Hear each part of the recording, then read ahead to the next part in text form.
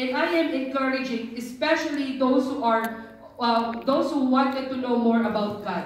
It doesn't matter how old you are. We are encouraging not only the same faces, kami lang uli nila Ate Joanne, Ate Joy, mag-iba naman ang mukha. Meron po tayong iba-ibang mga classes. We will start with the pre-divine, divine encounter. Magpabaptism tayo. Sino ba hindi na-baptize mo ng water? Taas ang kamay. Taas ang kamay. Sige po, huwag kayo mahiya. Wala namang pambayad ang magtaas ng kamay. Amen. No, the Lord will actually make a way for the baptism in Gia Regina. Hallelujah. Parang hindi ko alam kung tama ako Ate Shia.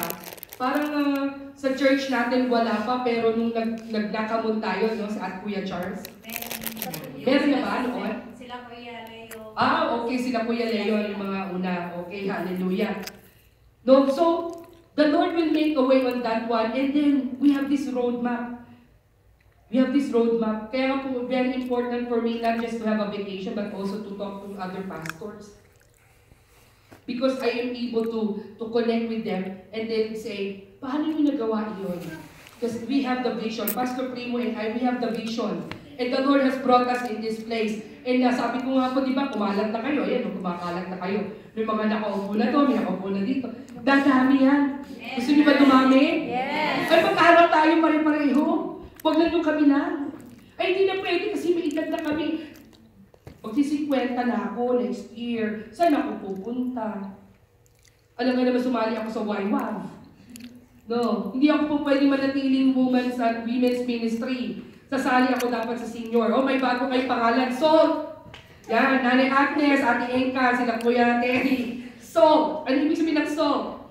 Senior adults living triumphantly. Hallelujah! Praise the Lord! Amen! Triumphant tayo. Praise God. Sasali ako sa grupo niyo, ate.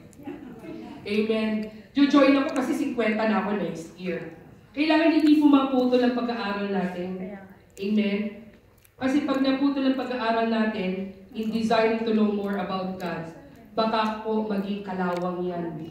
And we will end up with dementia. Sino nga ulit ang Lord? May pinost ako Facebook eh.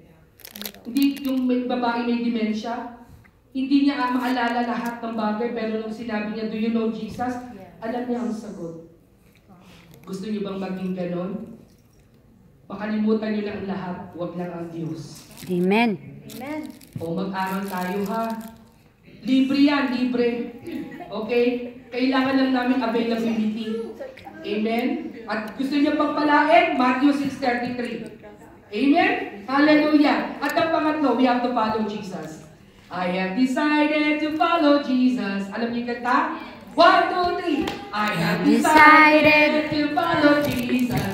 I have decided to follow Jesus. I have decided to follow Jesus. No turning back. No turning Turning back. Hallelujah. Kahit ano pang nasa harapan natin, hindi tayo dapat tumatalikod, bumabalik.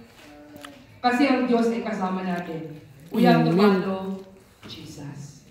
Amen? Amen. Simple-simple lang po yun. Amen? We have to desire to know more about God. We have to focus on the Lord Jesus Christ. We have to make time. Make time. Make time for Jesus. Not only every Sunday. We have small groups. Mag-Bible study tayo. Tayo. Pwede yan. Sabihan niyo kami. Amen? Hallelujah. Malapit na dumating ang Lord. Malapit na tayong mamatay. Paiti na ang buhay. Kailangan na po natin i-spare ang ating buhay sa mga mas maayos na mga bagay. Mas, ano tawag doon?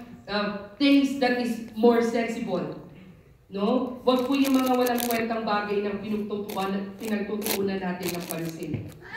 Something eternal ang ating i-desire. Amen? Palapakan natin ang Panginoon. Hallelujah. So, as I close, I want everybody po. Dahil po nag-umpisa na ako ng pagbanggit sa salt, ngayon maghahati-hati tayo kasi patapos na po tayo. So, ganito po gagawin natin. Ano po? Kung kayo po ay women, ayun na naman si Pastora, ikot na naman kami. O sige, women doon po. Yan, mga women po. Ang edad ay, paano bang edad nyo? ganito ha, si Ate Jo, yung mga single, asan ang single ladies?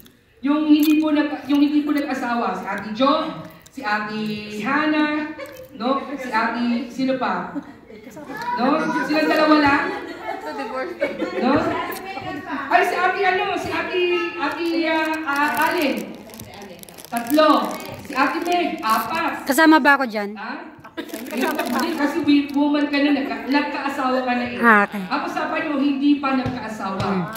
Okay? Widower ka, iwalay. So, doon po muna. Si Ate Lilish, kasama niya dapat sila Ate Zoe eh, yung waywag. So, sama ka muna sa acts. Ate Lilish, sama ka muna sa acts. So, doon po yung acts. Si Ate Allen, si Ate Jo, Single. si Ate Hannah, doon na po. Mga single. Si Ate, 3 kayo, 4.